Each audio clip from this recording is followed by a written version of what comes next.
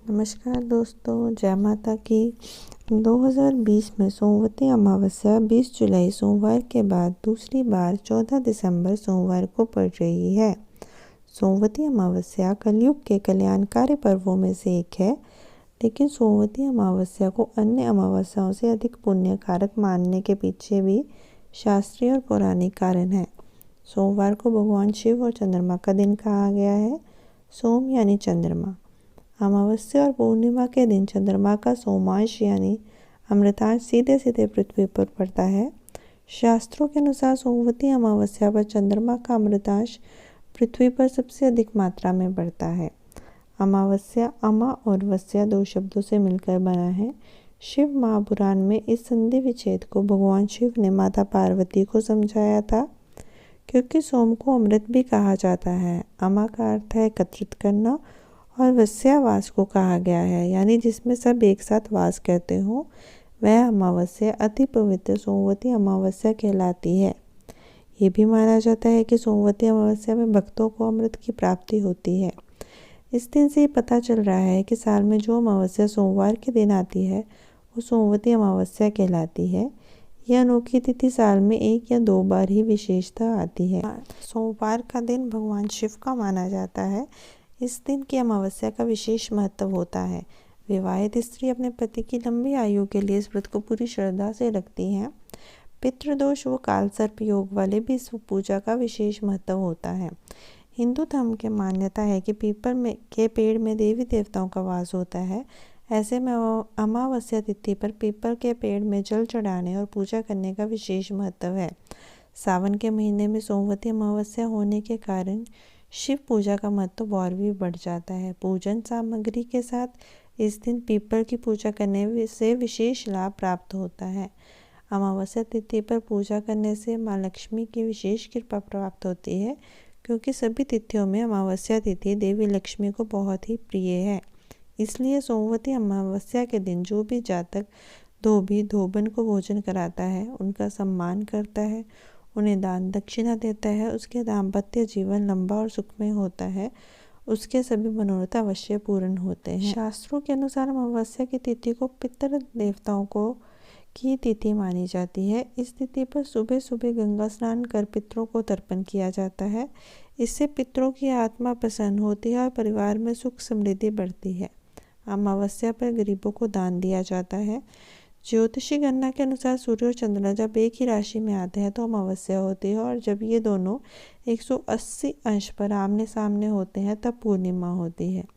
भगवान शिव ने कृष्ण पक्ष से लेकर अमावस्या तक का अधिभार पितरों को एवं शुक्ल पक्ष की प्रतिपदा से लेकर पूर्णिमा तक का अधिभार देवों को दिया है। इसलिए पितृ से संबंधित सभी श्राद्ध, तर्पण आदि कार्य अमावस्या तक और सुकाम अनुष्ठान अथवा बड़े यज्ञ आदि कार्य शुक्ल पक्ष की पूर्णिमा तक के मध्य किए जाते हैं।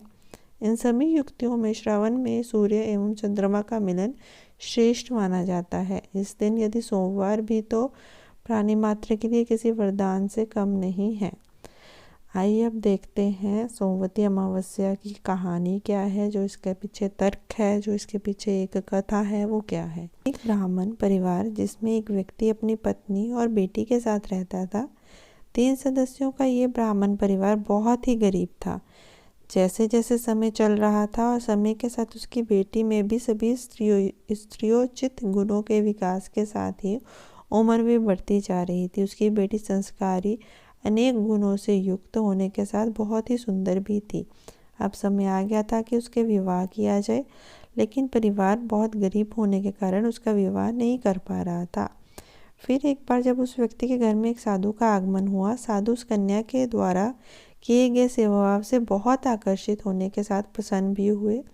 साधु ने उसे आशीर्वाद दिया कि उसे लंबी आयु हो। उसके साथ ये भी कहा कि कन्या के हाथों में विवाह होने की रेखा नहीं दिख रही है। साधु के ऐसे कहने पर उस ब्राह्मण व्यक्ति की पुत्री ने साधु से इसका निवारण का उपाय पूछा कि वह ऐसा क्या करे जिसके कारण उसके हाथ में विवाह के योग रेखा बन जाए। ऐसे कहने पर साधु ने कुछ समय के लिए विचार किया और फिर बाद में अपनी अंतर्दृष्टि से ध्यान किया और बताया कि यहाँ से कुछ ही दूरी पर एक गांव स्थित है, जहाँ पर धोबिन जाति कि सोना नाम की महिला अपने बेटे और बहू के साथ में रहती है। ये महिला संस्कार संपन्न, आचार विचार के साथ ही पतिपरायण है। ये कन्या यदि उस धोबिन की सेवा करे और वह महिला इसकी शादी में अपनी मांग का सिंदूर लगा दे, उसके बाद इस कन्या के विवाह हो, तो ये कन्या का वैधव्य योग मिट सकता है। साधु ने इतना कहने के साथ ये भी कहा कि ये धोबिन कहीं पर भी आती जाती नहीं है। ब्राह्मण की पुत्री ने यह बात उसकी बेटी को बताई।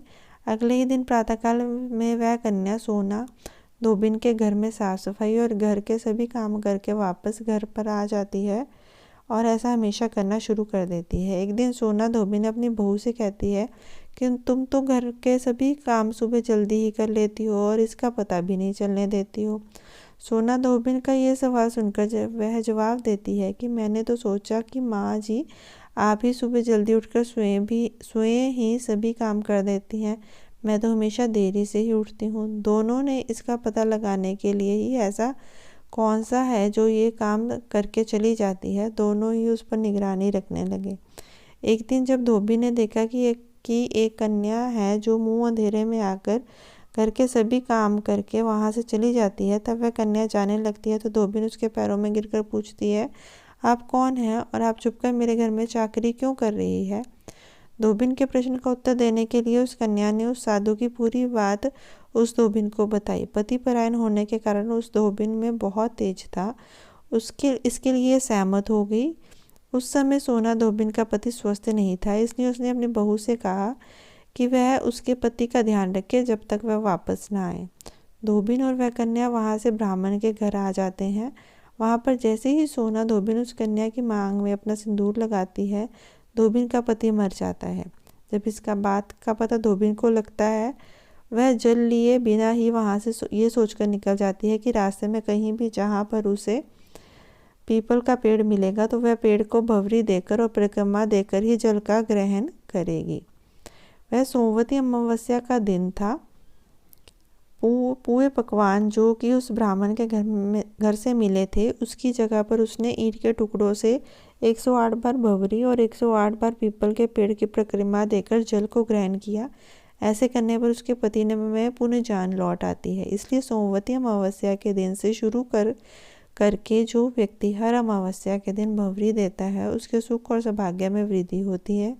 पीपल के पेड़ के अंदर सभी देवी देवताओं का वास होता है। अतः जो व्यक्ति हर अमावस्या को नहीं कर सके, वह सोमवार को आने वाली अमावस्या को 108 वस्तुओं की भवरी देकर सोना धोबिन और गौरी गणेश का पूजन करता है, उसे अखंड सौभाग्य की प्राप्ति होती है।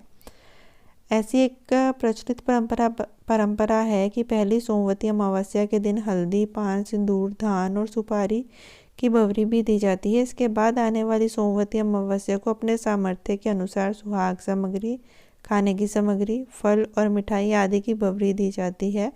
वह सामान किसी सुपात्र ब्राह्मण, भांजे या फिर ननंद को दे सकते हैं। सोमवती अमावस्या पूजा विधि विधान। सोमवती अमावस्या के दिन गंगा स्नान का विशेष महत्व होता है। जो लोग गंगा स्नान नहीं कर सकते हैं, वे नदी या फिर सरोवर में जाकर स्नान कर सकते हैं, या फिर घर में ही नहाने के जल में थोड़ा सा गंगा जल मिला लीजिए। इससे पितरों को भी शांति मिलती है। स्नान के बाद तिल की बनी वस्तुएं, तिल का तेल, आंवला, वस्त्र और काजल, दर्पण दान किया जाता है। सूर्य व तुलसी को जल अर्पण करके शिव की प्रतिमा पर जल चढ़ाएं और गायत्री मंत्र का उच्चारण करें और तुलसी की 108 बार परिक्रमा करें। गाय को दही चावल खिलाएं। हो सके तो पूरा दिन मौन व्रत धारण करें। पीपल के पेड़ पर दूध, दही, रोली, चंदन, अक्षत, फूल, माला, हल्दी, काला तिल चढ़ा सकते हैं। पान, हल्दी की गांठ व धान को पान कर तुलसी पर चढ़ाएं। पीपल के पेड़ के चारों ओर 108 बार धागा लपेटते हुए परिक्रमा करें। इस दिन कुछ सामान के साथ भी परिक्रमा की जा सकती है, जैसे बिंदी, टॉफी, चूड़ी, मेहंदी, बिस्टिक आदि। आप कुछ भी सामान 108 लेकर 108 बार पीपल की परिक्रमा करें, फिर उस सामान को किसी विवाहित कन्या या किसी ब्राह्मण को दें। पूरी, खीर, आलू की सब्जी बनाकर पहले पितरों को अर्पण करें, फिर खुद ग्रहण करें। कपड़े, अन्न, मिठाई का दान करें। तो ये थी सोमवती अमावस्या की पूरी कहानी और सोमवती अमावस्या में किए जाने वाले पूजा विधि विधान। तो आपको ये कैसा लगा वीडियो? अगर आपको अच्छा लगा तो प्लीज़ इस चैनल को सब्सक्राइब कीजिए, लाइक कीजिए और शेयर कीजिए अपने दोस्तों के साथ। अगली वीडियो में हम जल्दी मिलेंगे, तब तक के लिए जय माता की।